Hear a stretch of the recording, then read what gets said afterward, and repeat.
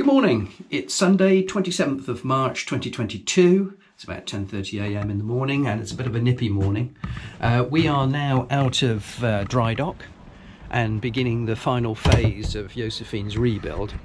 Before I introduce this current episode, which of course is about the work that we did at the beginning of this project, I thought I'd give you a sneak preview of what we're up to at the moment. You can see that Randy's painted the inside of the bulwarks. We've got the top rail to paint next. She's just prepared the covering boards there and water boards for varnishing.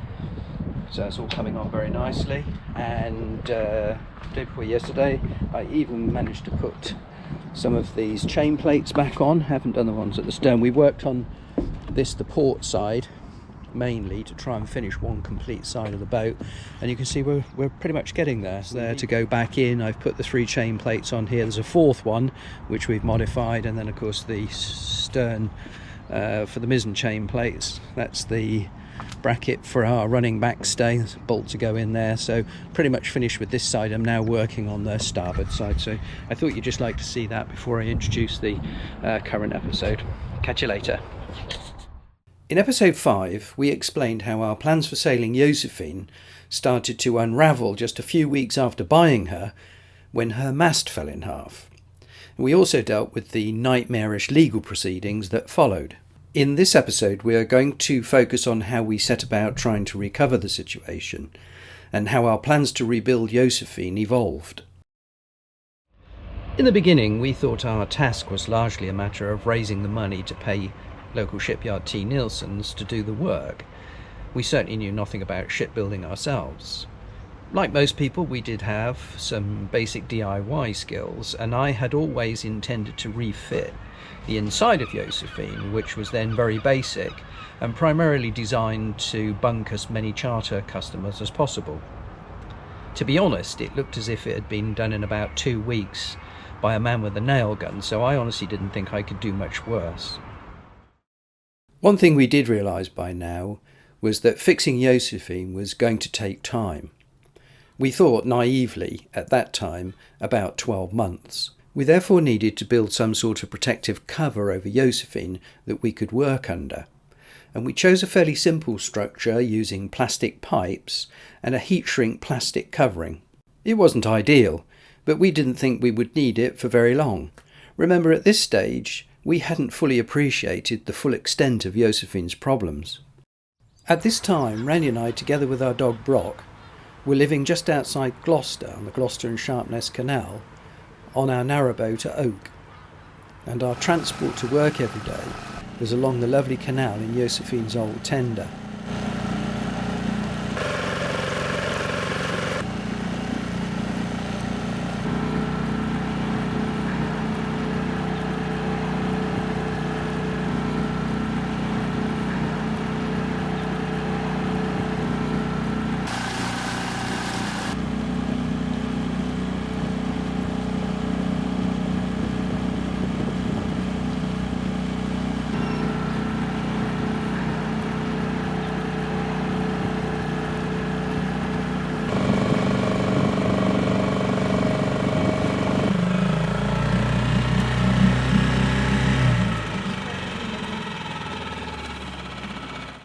We had enough money initially to pay Nielsen's to make a new main mast for Josephine.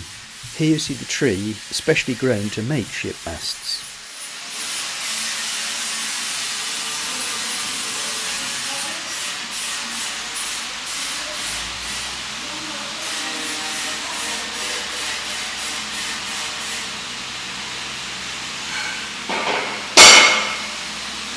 To get a perfect shape, shipwrights begin with a square cross-section, and then, after carefully marking it, they keep taking the corners off.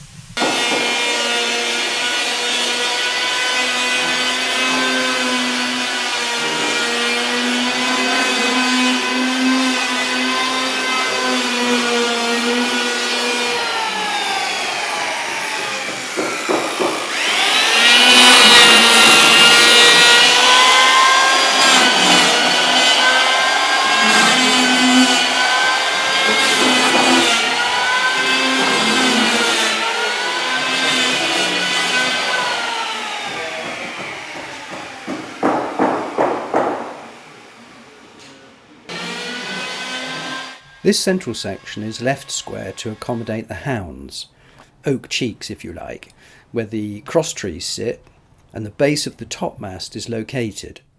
In the meantime, we did everything we could to reduce costs by revarnishing Josefine's mizzen mast and all her spars.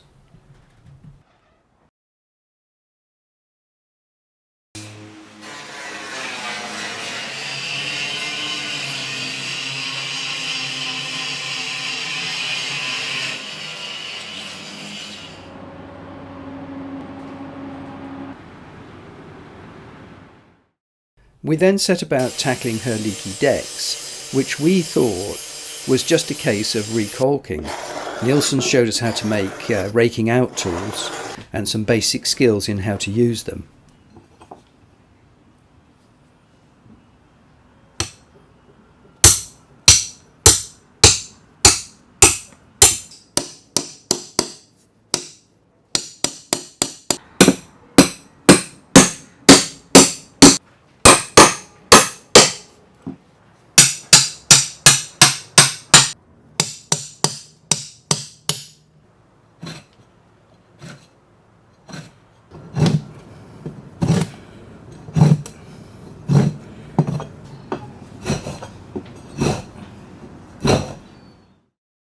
As we progressed with this, we uncovered the true extent of the rot in Josefine's deck and topsides.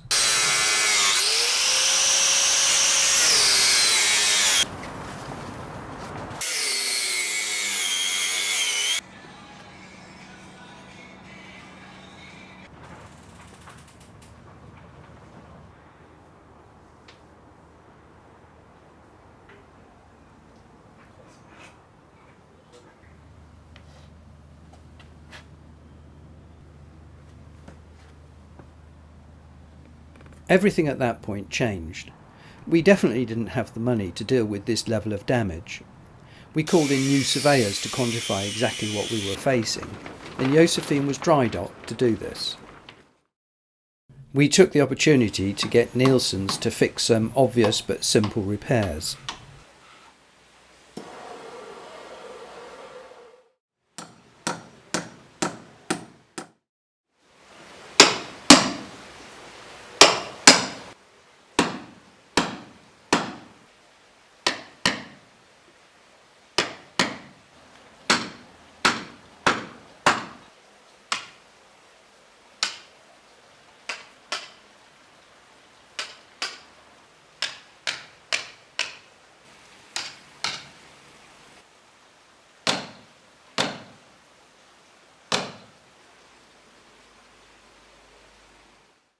Randy and I, meanwhile, quickly scraped Josefine's bottom and anti-fouled her.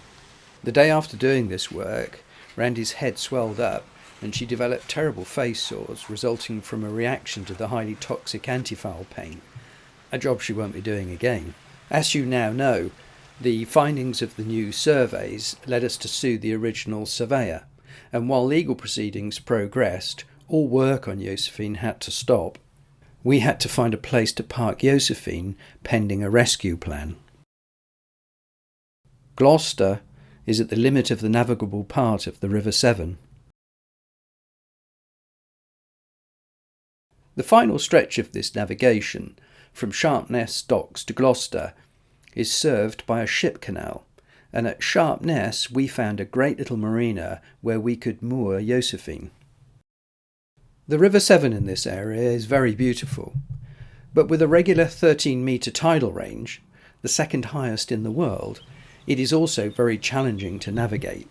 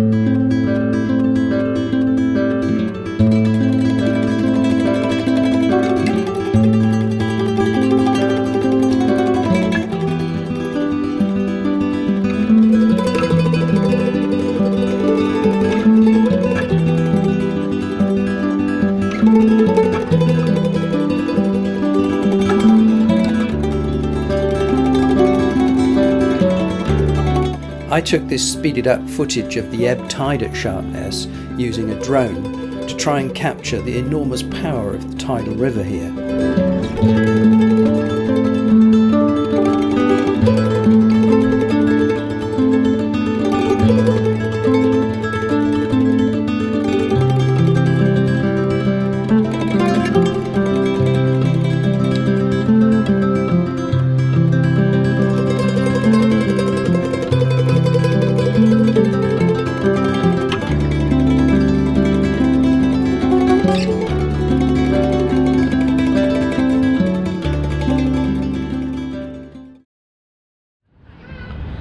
The initial work on Josefine by Nielsen's and the legal proceedings that we had begun to try and recover the estimated £100,000 repair bill had financially crippled us, and the work that we had found, Randy in a local care home and me with an agricultural grounds maintenance company, was never going to make up for the by now faltering legal proceedings, so we were forced to rethink everything.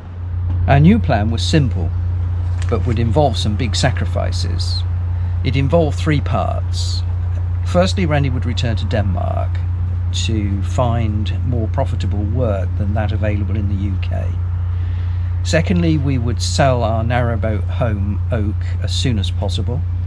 And thirdly, I would move on to encamp on Josephine while I began to refit her interior until we had enough money to bring her back to T. Nielsen's in Gloucester to repair her structural damage. And so it began. Here I am in 2017, describing our refit of Josephine's interior. Well, hello again. It's the beginning of April 2017, and as you can see, I've begun the job of tidying up Josephine's wiring.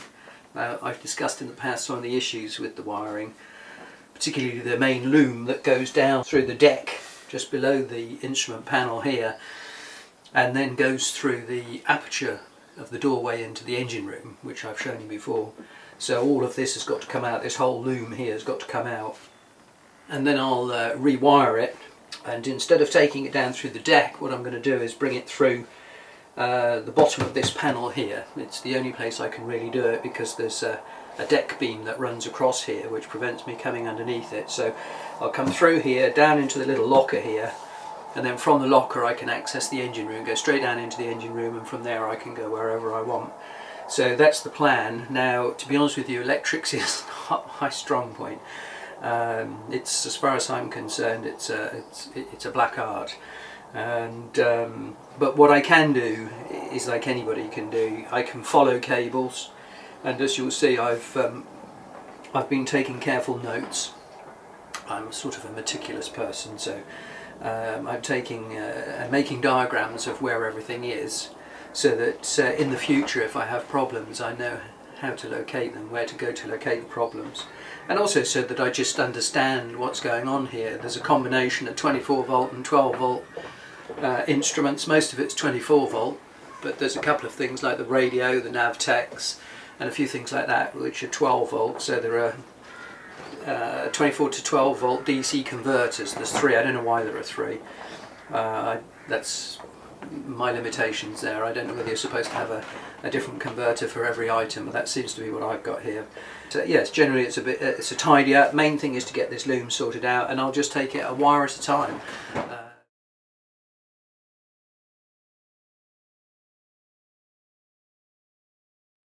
It's been 12 months since I did the last update to camera, face to face, so to speak. I have been keeping photographs and videos of the ongoing progress, of course, and I'll edit those into this piece so that you can see the progress I've made this year. But I thought it was time for a sort of an overall update.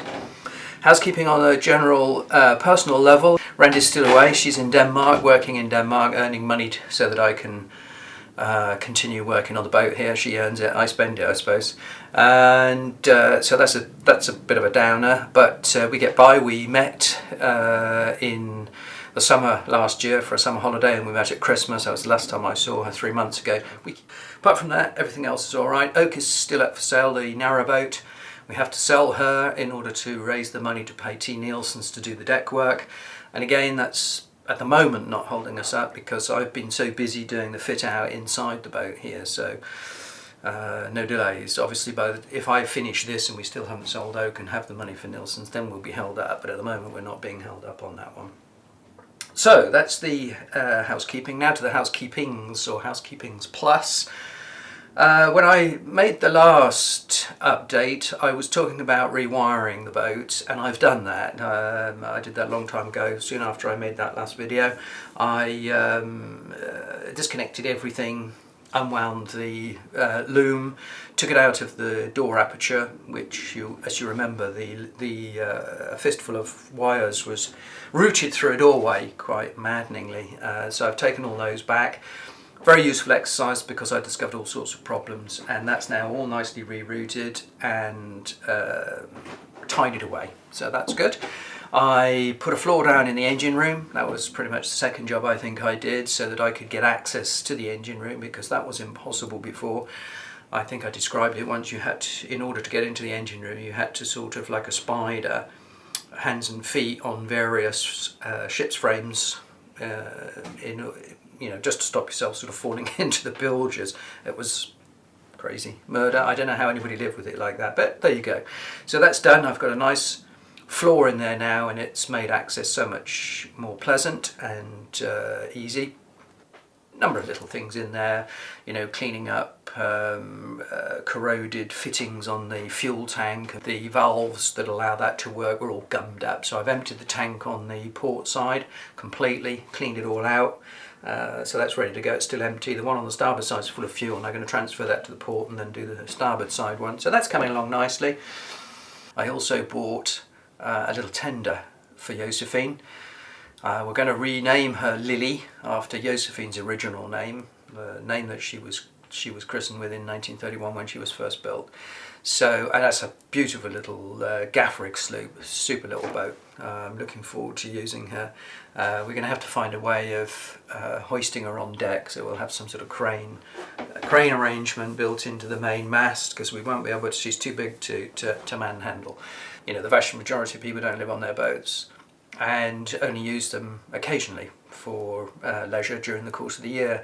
So the number of times they need a tender is very small. Most people in fact keep them in marinas now. Boats in marinas don't need a tender at all, so they don't need anything particularly substantial. But I thought, Randy and I are living on this boat, the tender's going to be a very important part of our life, particularly as we're not wealthy, so we won't be staying in marinas. So we will be anchoring as much as possible, which means that the tender's going to be a very important part of our lives.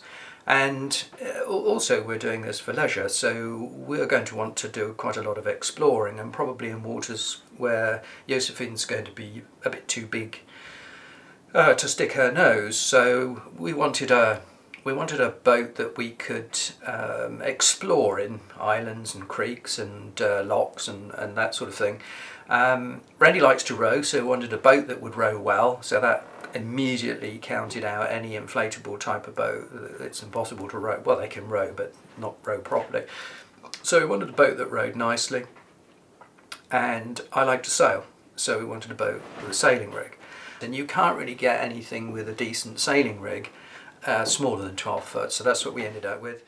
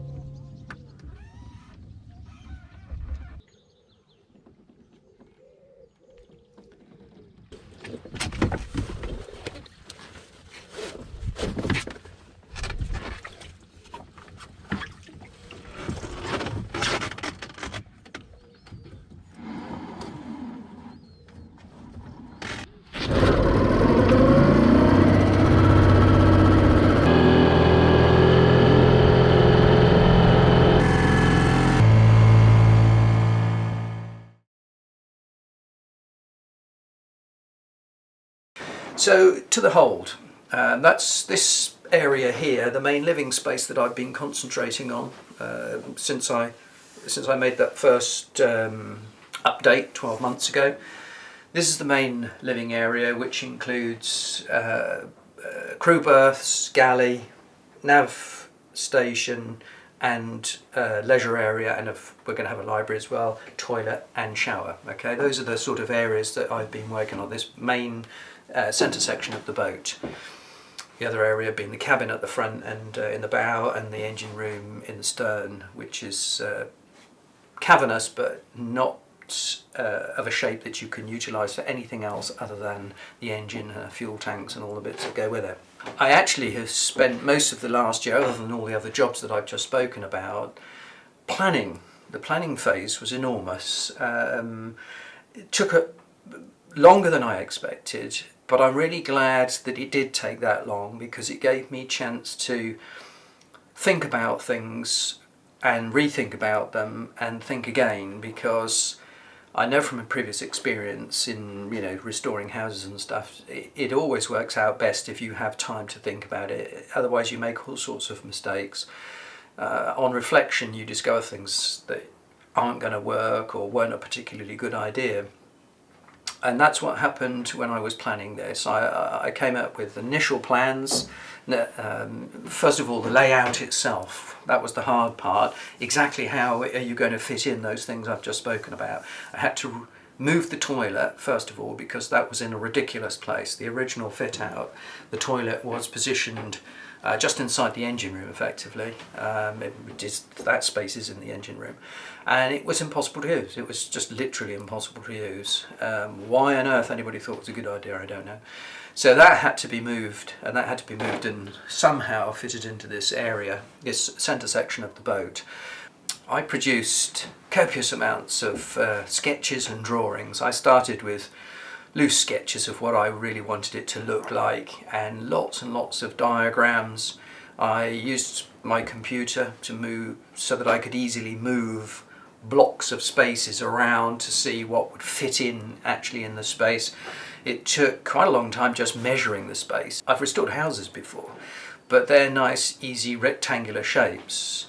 This boat in particular, and obviously all boats, there's practically no rectangles in here at all. Everything's curved, so it's very difficult to get your lines, and it's very difficult to actually measure the space that you're working in. That was the first problem. However, with lots of drawings and lots of measurements, I eventually ended up with a pretty good idea. Three-dimensional drawings of the inside of this boat, so I had something to work with, but it took a while. I made lots of mistakes originally. And I suppose at the end of the day, other than the toilet was pretty easy really, because there was only one other place it could go other than where it was, and it couldn't stay where it was. And that was to put it in with the shower. It's not uncommon, boats often do that, have their shower and toilet together. It's a really good idea, I think. And I was fortunate in that was relatively straightforward to do on Josefine. All I had to do was extend, and I had the room to extend the original shower. And that turned out great, because when I extended it, I discovered that the position that the toilet would have to sit allowed or created a space underneath it which was just the perfect size for a holding tank. That's all done. I've extended the shower. It's not clad, of course. As you can see just behind me on the left hand side here, it's got to be clad on the inside and outside. Shouldn't take very long, but the framework and the toilet's in and the plumbing's in and the tank is in and all that's done. Now, as far as the rest of the boat is concerned, I suppose in principle what I was looking at was trying to keep everything inside, and I'd measured this coach house that sits on top of the deck. It's only inside this area, and it's a big area, that you can actually stand up as I'm doing now. All around it, in the fringes to the side, on both sides and front and aft, just behind me, is the area just below the deck. There's no coach house there, so you have to duck underneath those spaces. So I thought, well, anything that you're going to want to do standing up really has to be designed so it's within the area of the coach house, and that was my guiding principle really. The original galley had been placed under the starboard side deck, not out in the standing up area of the coach house, but actually underneath the deck. And not only did that make it almost impossible to use, because you had to be bent over, ducked down, in order to either cook or use the sink or any of the cupboard space, but also because it was pushed back so far, you were now off the central flat area of the sole and onto the curving part of the hull. So once you step onto that, not only were you ducking down to get to the sink and the cooker and everything else, but you were actually standing on the curvature of the hull and therefore slipping backwards. So it was the most uncomfortable, most difficult thing to use. So that had to change, and that was the first thing really I planned really around the galley. So what I decided to do was to build this island that I'm standing in front of, to bring this out into the centre underneath the coach house, that I could put the sink in, which is now in, and I brought the cooker, repositioned the cooker and brought it right out, so it's now half in and half out underneath the coach house. So when you're working at the cooker or operating the cooker, you are standing up in free space. You don't have to duck down at all. So that's really